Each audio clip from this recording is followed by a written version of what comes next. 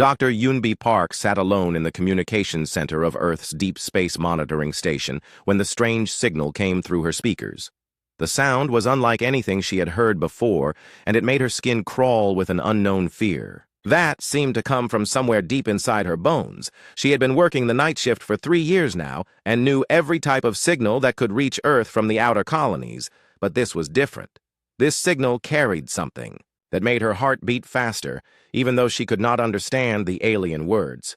The mathematical patterns repeated every few minutes, and Yunbi quickly realized this was not random noise from space, but a real message from someone who needed help. She called her supervisor but got no answer, so she began recording everything while her computer systems tried to break down the alien language. The translation software worked for hours while Yunbi drank coffee and watched the progress bars crawl across her screen. When the first words appeared in human language, her hands started shaking. The message said that peaceful traders from a species called the Rilani had been captured by something called the Vaktar Empire while carrying gifts. And scientific data to Earth. Yunbi knew about the Rilani because they had made contact with humans only 6 months ago. They looked like large insects, but walked on 2 legs and were some of the kindest beings that humanity had ever met. The Rilani loved art and music and had sent beautiful crystal sculptures to Earth as friendship gifts. Now someone had taken their ship and was planning to sell the crew as slaves. The message said the Rilani had maybe 72 hours before they would be sold and never seen again. Yunbi immediately called Admiral Boram Lee, even though it was 3 in the morning on the main continent. Admiral Lee answered on the first ring because important military people never really sleep when Earth has colonies scattered across dozens of star systems. When Yunbi explained what she had found, Admiral Lee was quiet for a long moment. Then she said she would be at the communication center in 1 hour, and that Yunbi should keep monitoring for any new messages. Admiral Lee arrived with Captain Han Sol Kim, who commanded the biggest and most dangerous warship in the human fleet. Captain Kim was tall and had scars on his hands from fighting pirates in the Outer Rim colonies. He looked at the translated message and his expression became very cold. Admiral Lee called an emergency meeting of the High Command, and within 2 hours every important military leader on Earth was sitting around a table in the secure conference room. Some of the generals wanted to be careful because the Vaktar Empire was known to be very dangerous. The Vaktar were large, reptile-like beings who had conquered 12 different species and forced them to work as slaves.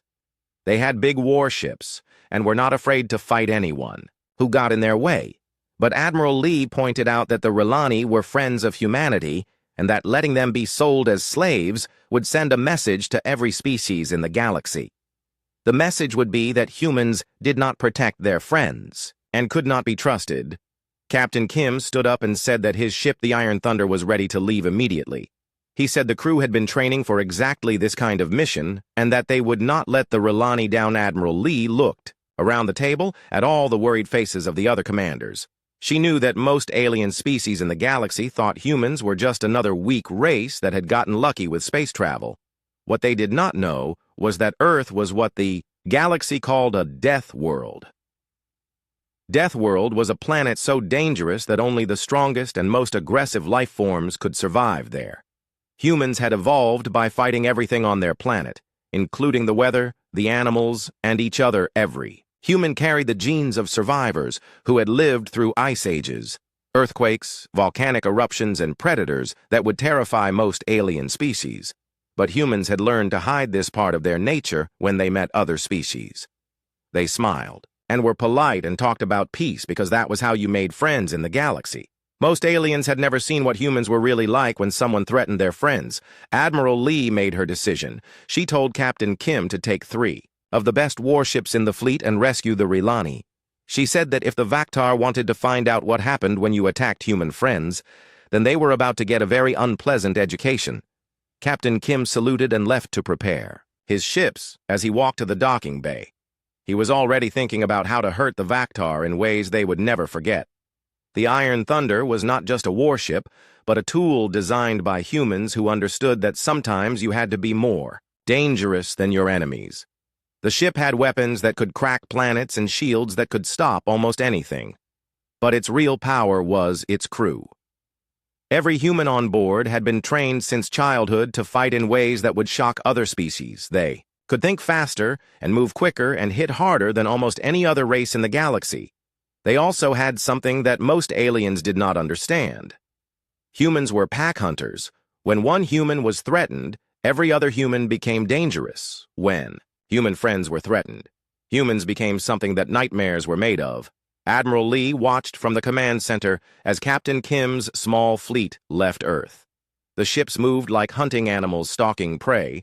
They did not announce their mission to anyone because humans had learned that the best way to rescue friends was to surprise their enemies as the ships jumped to hyperspace. Admiral Lee thought about the Vaktar Empire. They were about to learn something that would change how every species in the galaxy thought about humans. They were about to learn that there was a big difference between being civilized and being harmless. Dr. Yunbi Park continued monitoring communications from her station. She had started something that would make history. But she did not know it yet. She just knew that somewhere in space, some very bad people had hurt her friends, and now some very dangerous people were going to make them sorry. The Rilani had sent their message hoping that maybe someone would help them. They had no idea that their call for help had reached a species that considered friendship to be sacred. They had no idea that humans would cross the galaxy to protect people they cared about. They had no idea that the beings coming to save them were the apex predators of one of the most dangerous planets in the universe. The Vaktar Empire was about to receive a visit from Earth. It would be a visit they would never forget. Commander Taehyun Cho stood in the briefing room aboard the Iron Thunder as Captain Kim's fleet moved through hyperspace toward Vaktar territory. The walls showed holographic images of reptilian creatures that stood nearly 3 meters tall with thick armored skin and powerful claws. These were the Vaktar, and Commander Cho studied them like a hunter. Studies dangerous prey. Cho had spent 15 years learning how to fight aliens, and he knew that every species had weaknesses. The Vaktar were strong and tough, but they were also slow to react and not very smart about tactics. They relied on their size and armor to win battles instead of using their brains. Cho explained to his Special Forces team that Vaktar joints were not protected, as well as the rest of their body. He showed them exactly where to aim their weapons to bring down enemies that were twice their size. The soldiers listened carefully because they trusted Cho to keep them alive. These were not ordinary humans, but warriors, selected from the toughest military units on Earth. Each one had fought pirates and hostile aliens in dozens of battles. They moved like predators and thought like predators, because that was what humans really were under their civilized appearance. Engineer Jiwon Song worked in the weapons bay loading experimental ammunition that had been designed specifically for fighting heavily armored opponents.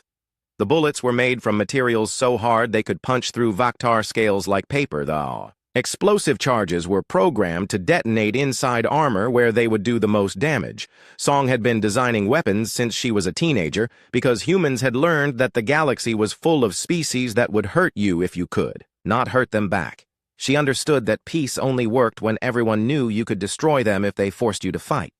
The new weapons had been tested against captured Vaktar armor, and the results had been very impressive. Song smiled as she thought about how surprised the Vaktar would be when they discovered that their famous armor was useless against human technology. Lieutenant Hyejin Nam sat in the intelligence center studying everything humanity knew about Vaktar ships and battle tactics. The information came from spies and merchants and refugees who had escaped from Vaktar. Space Nam had a gift for seeing patterns that other people missed. She could look at scattered pieces of information and understand the bigger picture. What she saw in the Vaktar data made her confident that this mission would succeed. The Vaktar fought like bullies who had never met anyone stronger than themselves. They used simple tactics and expected their enemies to be afraid of them, had conquered weak species by using brute force and intimidation, but they had never fought humans. Nam created battle plans that would use Vaktar weaknesses against them. She designed attacks that would confuse and terrify enemies who expected simple, direct combat. The plans were sent to every ship in the fleet so that all the human crews would work together like parts of the same hunting animal. Captain Kim reviewed the preparations from his command chair and felt proud of his people. Humans had only been in space for 200 years, but they had become one of the most effective military forces in the galaxy. This had happened because Earth was a world that made its children strong. Every human carried genes from ancestors who had survived. Predators and disasters that would have destroyed weaker species, human children played games that taught them to hunt and fight. Human schools trained students to think quickly under pressure. Human society rewarded people who could solve problems and overcome challenges. Other species had evolved on safer worlds where cooperation was more important than competition. They were smart and had built amazing technology, but they did not understand violence the way humans did. To most aliens, war was something formal with rules and ceremonies. To humans, war was something you won by being more dangerous than your enemies. The fleet dropped out of hyperspace at the edge of Vactar territory and immediately began moving like wolves, stalking Deer Captain. Kim had positioned his ships in a formation that looked random to conventional military thinking. But it was actually based on hunting patterns that human ancestors had used for millions of years. Each ship had a specific role in the attack plan. Some would distract the enemy, while others moved into position for the killing blow. Navigator Subin Kong launched stealth drones that began mapping Vactar positions. The drones moved through asteroid fields and gas clouds like insects flying through. A Forest Kang had grown up on a high-gravity colony world where quick reflexes meant the difference between life and death. She could pilot spacecraft through dangerous terrain that would terrify most alien navigators. Her drones found the Vactar staging area where captured ships and slaves were processed before being sold. It was a massive space station protected by dozens of warships. The Vactar had built it in the middle of an asteroid field because they thought the rocks would protect them from attack. They had not considered that humans had evolved on a world where hiding behind rocks was a basic survival skill. Sergeant Min Ho Yoon prepared his boarding teams for close quarters. Combat, each soldier carried weapons designed for fighting in the narrow corridors of alien ships. They wore armor that would protect them from Vactar claws while allowing them to move quickly. Yoon had fought boarding actions against 6 different hostile species. He knew that aliens always expected humans to fight like other civilized races. They expected formal challenges and structured battles. They did not expect humans to move like shadows and strike like lightning. The boarding teams practiced their assault in mock-ups of Vactar ship layouts.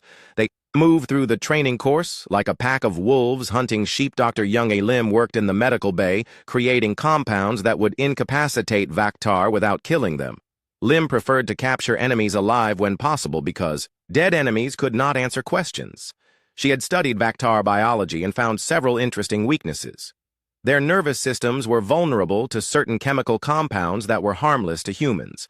Their enhanced strength came from glands that could be temporarily disabled. Lim created gas grenades that would paralyze Vactar for hours without causing permanent damage. This would allow human forces to capture important prisoners while minimizing casualties. Captain Kim received reports from all his department heads confirming that the fleet was ready for battle. The humans had spent only 18 hours preparing for an assault that would have taken other species weeks to plan. This was possible because humans thought about war differently than most aliens. Other species studied their enemies and planned elaborate strategies. Humans studied their enemies and then adapted their natural hunting instincts to overcome them. The difference was that hunting instincts had been tested by millions of years of evolution, while military strategies were just ideas that might or might not work. As the fleet moved closer to its target, the crew could feel excitement building. These were humans who had volunteered to risk their lives protecting people they had never met. They were doing this because the R'Lani were friends and because humans protected their friends, but they were also doing this because they were predators and the Vactar had made themselves into prey. The Vactar had hurt innocent people and taken them as slaves. Now they would learn what happened when apex predators decided you were a threat captain. Kim opened communications with his fleet and spoke to all the human crews at once. He reminded them that they were not just fighting for the R'Lani, but for every species that had ever been bullied by the Vactar Empire. He told them that after today, every alien in the galaxy would understand that humans protected their friends, and that anyone who hurt human friends would face consequences they could not imagine. The fleet continued moving toward the Vactar station like death approaching its victims. The humans were calm and focused, because this was what they had been born to do. They were apex predators finally, allowed to hunt something that deserved to be destroyed. The human fleet reached the outer edge of the asteroid field that surrounded the Vaktar slave processing station and immediately scattered like wolves spreading out to surround their prey. Captain Kim watched from his command center as his ships moved through the floating rocks with a grace that would have amazed alien observers. Navigator Subin Kang piloted reconnaissance drones deeper into the asteroid field, using flight patterns that seemed impossible to anyone who had not grown up. On a high-gravity death world, the drones slipped between tumbling rocks and through gaps that other species would have considered too dangerous to attempt. Kang had learned to fly in the asteroid belt around her home colony, where making one wrong move meant being crushed by rocks the size of buildings. She moved her drones like extensions of her own body, using reflexes that had been shaped by millions of years of human evolution. The first images from the target area appeared on the main screen, and Captain Kim felt his anger growing cold and focused. The Vaktar station was enormous, with docking bays that held hundreds of captured ships from dozens of different species. Some of the ships belonged to races that humans had never even heard of. This meant the Vaktar had been kidnapping and enslaving people for much longer than anyone had realized. Kang's drones identified the Rilani vessel docked near the center of the station. The small ship looked fragile next to the massive Vaktar warships that surrounded it, but Captain Kim could see that it was heavily guarded, which meant the Rilani crew was probably still alive. The Vaktar would want to keep their slaves healthy until they could be sold. Sergeant Minho Yoon studied the station layout and began planning his boarding assault. The structure was built like a fortress with multiple layers of armor and defensive weapons, but Yoon had noticed something that the Vaktar had missed. The station had been designed to defend against attacks from outside. It was not designed to defend against enemies who could move through the asteroid field and attack from unexpected directions. Yoon marked several weak points where his teams could breach the hull and get inside before the defenders could react. Dr. Young-E Lim monitored communications from the station and translated the Vaktar conversations. Most of the chatter was routine, but she heard several references to an upcoming slave auction. The Vaktar were planning to sell their prisoners in less than 24 hours. This meant the human attack would have to begin soon. Lim also noticed that the Vaktar guards sounded bored and overconfident. They clearly did not expect any rescue attempts.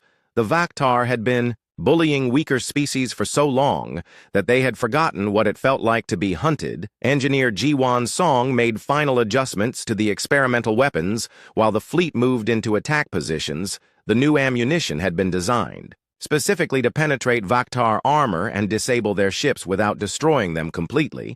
Song wanted to capture as many enemies as possible so they could be questioned about other slave operations. She had also prepared special charges that would disable the station's power systems and life support.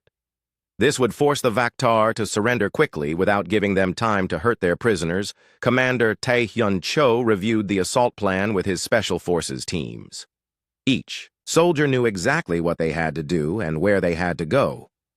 The plan was complex but flexible because humans had learned that no battle ever went exactly as expected. Cho's teams would secure the prison areas while Yoon's boarding parties captured the command centers. Other human forces would disable the Vaktar warships to prevent any escape attempts. The operation would require perfect timing and coordination, but these were humans who had been training to fight as a pack since they were children. They understood each other without needing to speak. They could anticipate each other's actions and adapt to changing situations. Lieutenant Hye Jin Nam detected movement on the edge of the system as Vaktar patrol ships returned from their hunting missions. The patrols were bringing more captured vessels and more slaves for the upcoming auction. Nam realized this was actually good news because it meant more victims would be rescued, but it also meant the human attack would have to begin immediately before the patrol ships could reinforce the station defenses. Captain Kim made the decision to start the assault. He opened communications with his fleet and gave the signal that every human had been waiting for. The attack began, with communications officer In-Soo Choi broadcasting a message to the Vaktar station. Choi spoke in perfect Vaktar language, demanding the immediate release of all prisoners. The message was polite and formal according to galactic diplomatic protocols. But There was something in Choi's voice that made it clear this was not a request. This was a final warning. The Vaktar commander responded with typical arrogance. He laughed at the idea that humans would dare to threaten the mighty Vaktar empire. He said that the slaves belonged to his people now, and that any humans who interfered would join them in the auction blocks. The commander clearly believed that his massive station and powerful warships made him invincible. He had never encountered apex predators before. Captain Kim smiled as he listened to the Vaktar threats. He had been hoping the aliens would refuse to surrender peacefully. Now his crews would be allowed to show the galaxy what humans were really capable of. The Iron Thunder and its escort ships began their approach using the asteroid field for cover. Navigator Subin Kang plotted a course that would bring them within striking distance without being detected. She threaded the warships between floating rocks with precision that defied galactic understanding of what was possible. Other species used computers and automation to navigate dangerous terrain. Humans used instincts that had been developed by ancestors who hunted mammoths across frozen wastelands. The difference was that instincts were faster than computers and more reliable than machines. Kang brought the fleet to within weapons range of the station before the Vaktar even realized they were under attack. The first sign of trouble came when Vaktar sensor operators noticed that several of their patrol ships had stopped responding to communications. What they did not know was that Commander Cho's special forces had already captured those ships using stealth assault techniques. The human soldiers had boarded the patrol vessels like ghosts. They had disabled the crews without triggering any alarms. Now those ships were under human control and moving to block possible escape routes. The Vaktar finally realized something was wrong when their long-range sensors detected the human fleet, but by then it was too late. The humans were already inside the asteroid field and moving into attack positions. Vaktar commanders began shouting orders and powering up weapons, but they were reacting to a situation that had been planned by predators who understood exactly how their prey would behave. Captain Kim watched the Vaktar scramble to defend themselves and felt satisfied. Everything was proceeding exactly as Lieutenant Nam had predicted. The Vaktar were following their standard defensive procedures. They were doing exactly what humans had expected them to do. This meant they were walking into a trap that had been designed by apex predators. The hunt was about to become a slaughter, and the galaxy was about to learn why Earth was called a death world. The battle began when Captain So-Young John led her fighter squadrons out of the Iron Thunder's launch bays, like hawks diving on their prey. John had been flying combat missions since she was 18 years old and had never lost a pilot under her command. Her fighters moved through the asteroid field with impossible speed and precision. They twisted between floating rocks and changed direction in ways that would have killed pilots from any other species. The Vaktar defenders tried to track the human fighters, but their targeting systems could not keep up.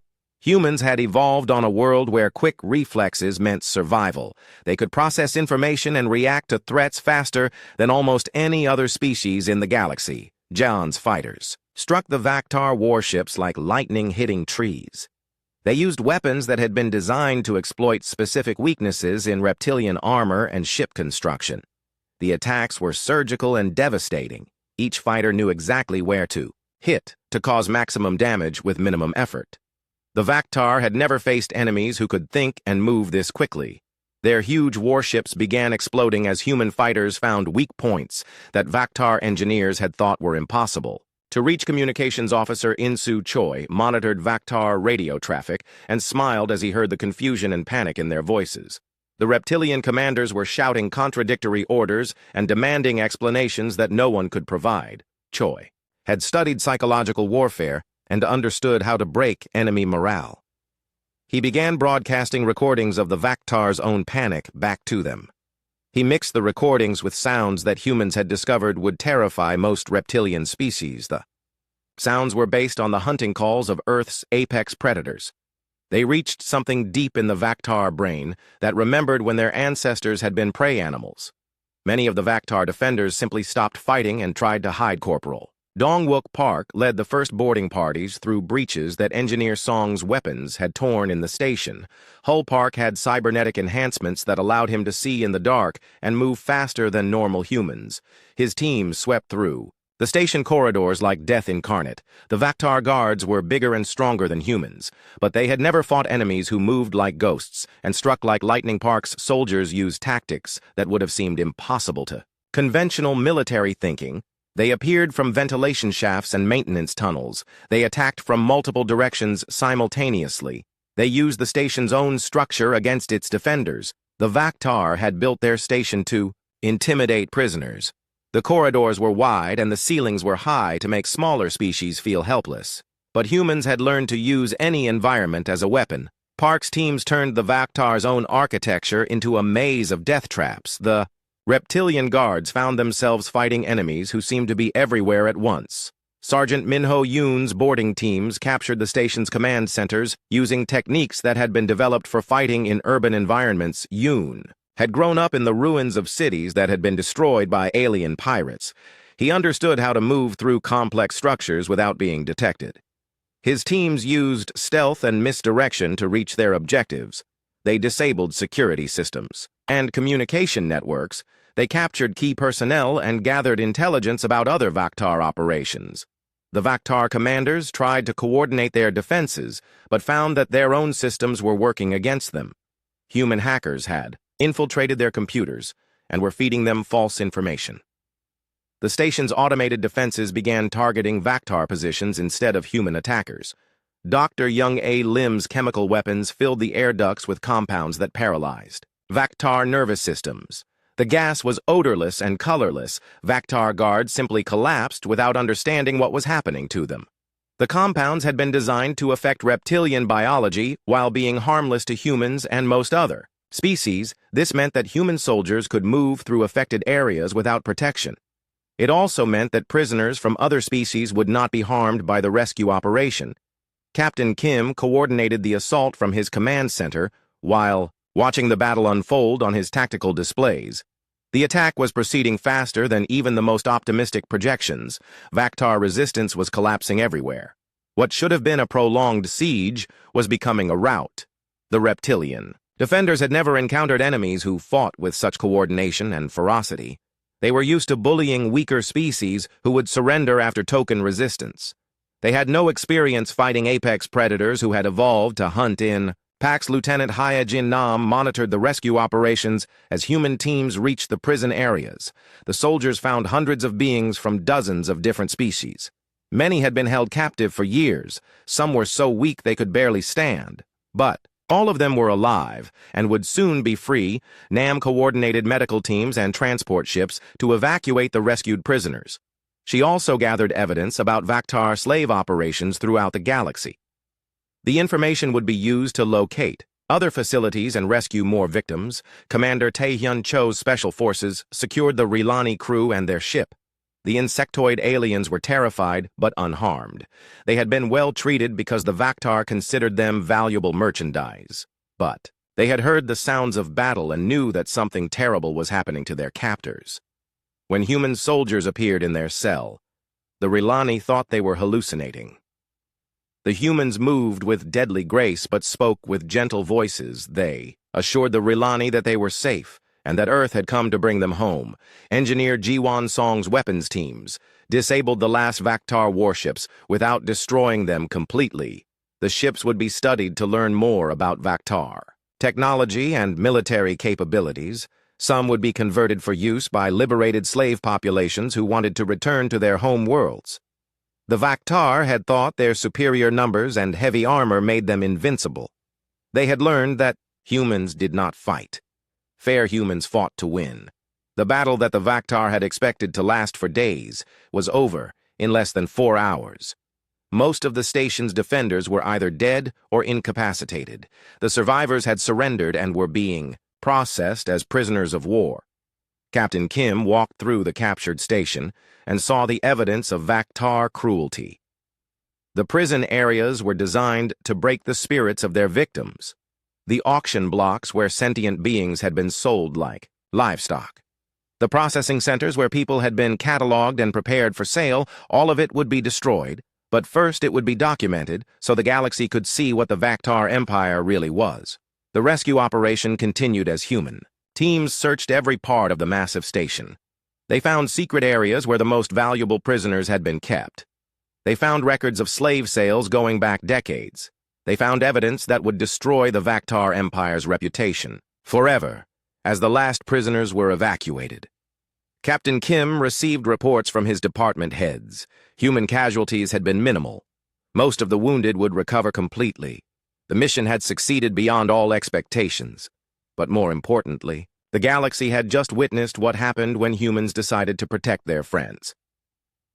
The Vaktar Empire had discovered that there was a difference between being civilized and being harmless. They had learned that humans were apex predators who had been pretending to be peaceful. Now every species in the galaxy would know that attacking human allies meant facing the fury of Earth's children. The hunt was over. The predators had won. 3 days after the assault on the Vaktar slave station, Ambassador Ji-Haye Shin sat in a comfortable meeting room aboard the Iron Thunder with the rescued Rilani crew. The insectoid beings were still recovering from their ordeal, but their large, compound eyes showed gratitude mixed with something that looked like fear. The lead Rilani, whose name translated roughly to harmonic resonance, spoke in musical tones that made the universal translators work harder than usual. He thanked Ambassador Shin for the rescue, but kept glancing nervously at the human soldiers who stood guard outside. The room, Shin understood his confusion. The Rilani had evolved on a peaceful world where predators had been extinct for millions of years. They had never seen violence like what the humans had unleashed on their captors.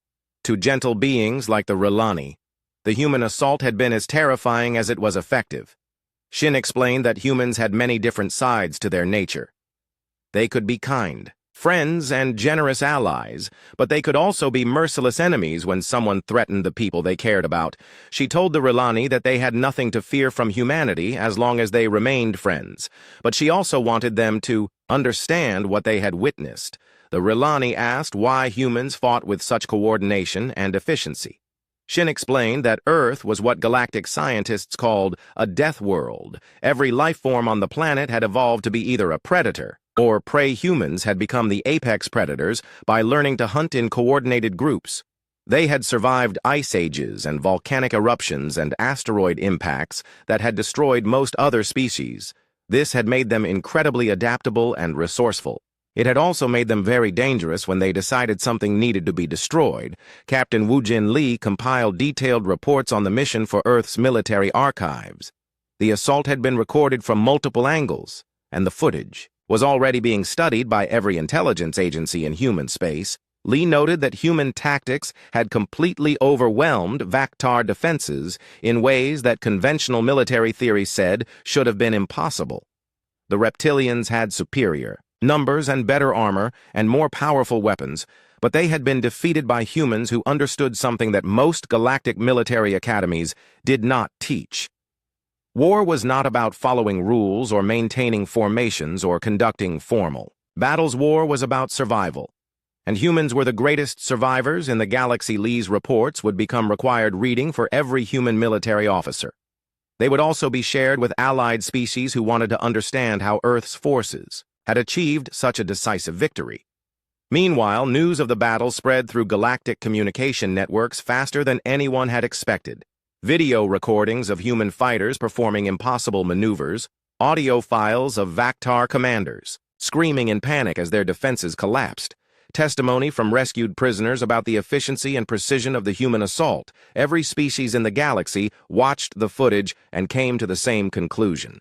Humans were not the harmless newcomers they had pretended to be. They were apex predators who had been hiding their true nature behind diplomatic smiles. President Nari. Kim addressed the Galactic Council from Earth's capital city. The session was broadcast live to every inhabited world in known space. President Kim spoke in the same calm, diplomatic tone that human ambassadors had always used. She thanked the Council for their concern about the recent military action. She explained that humanity had simply responded to a distress call from friends who needed help. She said that Earth would always protect its allies and that any species considering hostile action should keep this in mind. The words were polite and reasonable, but every being who heard them understood the real message. Humanity had just demonstrated what happened to people who hurt human friends. The Vaktar Empire had been crippled in a single battle. Their reputation as invincible conquerors had been destroyed forever.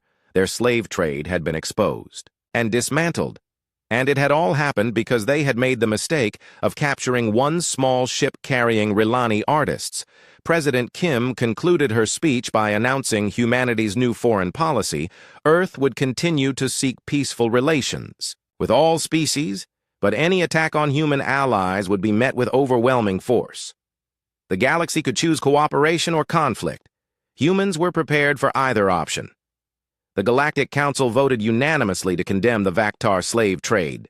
Several species that had been secretly collaborating with the Vaktar suddenly announced they were cutting all ties. Trade routes that had been controlled by Vaktar pirates became safe again as human patrol ships began regular sweeps. Captain Hansol Kim returned to Earth as a hero. His crews were decorated for valor and his tactics were studied by military historians. But Kim knew that the real victory was not the battle itself. The real victory was the message it sent to every species in the galaxy. Humans protected their friends, and human friends were the safest beings in the universe. The Rilani delegation returned to their homeworld carrying more than just their rescued crew members. They carried stories of the Deathworlders who had answered their call for help. Stories of beings who could transform from polite diplomats into unstoppable predators in the time it took to send a distress signal. Stories of a species that would cross the galaxy to protect people they considered part of their pack. Back on Earth, Dr. Yunbi Park continued her work monitoring deep space communications. She had started something that changed galactic history, but she was most proud of a simple message she had received from the Rilani homeworld. It was a song, composed in her honor by the rescued crew. The music was beautiful and complex and filled with harmonies that human ears could barely perceive. But the meaning was clear. It was a song of gratitude from friends who knew they would always be safe. Because somewhere in the galaxy, apex predators were watching over them. Other species began requesting formal alliance treaties with humanity. They wanted the protection that came with being considered a human friend. They had seen what happened to the Vaktar Empire. They had watched footage of human warriors moving through enemy ships like death incarnate. They understood that being allied with humans meant being allied with the most dangerous species in the galaxy, and that was exactly the kind of friend they wanted to have. The Vaktar survivors who had been captured during the assault were transported to Earth for trial. They would be judged according to galactic law for their crimes against sentient beings, but they would also serve as living reminders of what happened when someone threatened human allies. Many of them would spend the rest of their lives warning other aggressive species about the dangers of provoking Earth. The galaxy had learned an important lesson. There was a difference between being civilized and being helpless. Humans were the most civilized species in known space. They built beautiful cities and created amazing art and pursued knowledge with passion and dedication, but they were also apex predators from a death world, and when their friends were threatened, they became something that nightmares were made of. The rescue of the Rilani crew became known as the day the galaxy discovered what humans really were. It was the day that peaceful diplomacy, backed by overwhelming force, became the new standard for interspecies relations. It was the day that slavery became a crime. No one dared to commit because the punishment was swift and terrible. Most importantly, it was the day that every being in the galaxy learned they could be safe as long as they remembered that humans protected their friends, and as long as they remembered that becoming an enemy of humanity was the last mistake anyone ever made.